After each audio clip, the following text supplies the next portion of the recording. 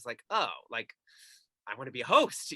That's what I wanted to do. I mean, Rosie O'Donnell was my hero in my high school yearbook. Like, I always wanted to be a talk show host, and it kind of just gradually, worked itself out. Did you have any other talk show idols? Like, I mean, did you look to like a host like a Seacrest or people like that? Or You it was all know, about I Rosie?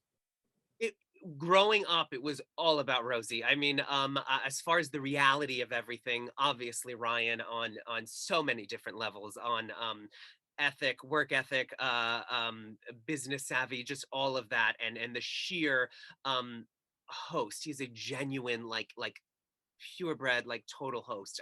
So I so admire that. But when I was growing up, it was the more on the personality side of a Rosie. It was the connecting with, and I think to this day she is the gold standard of interviews.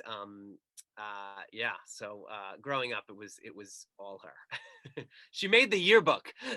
I was gonna say, well, a fellow, I mean, she lives in Long Island. But that was it too. Like, that was a major thing. I would come home from high school and turn on New York 55, like on Long Island, like, LI 55, and watch the reruns. Cause when I was in school, she was on ABC, but then they played it, on this Long Island channel. And it was just like 4 o'clock. I would come home and it was that. Yeah. And there was something so accessible because it was in New York. So you had it 40 minutes from my house, and then she was 40 minutes from my house. So you're like, oh, she got out, like anything is possible.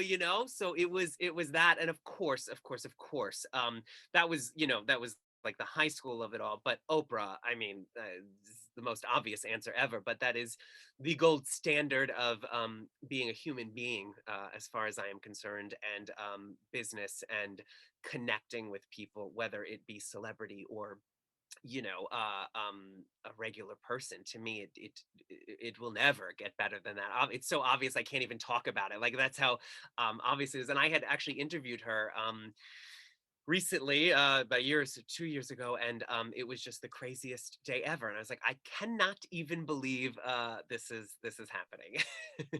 We're gonna talk about your Oprah interview in just one second. Listen, I know all Someone's about done it. their research. Okay.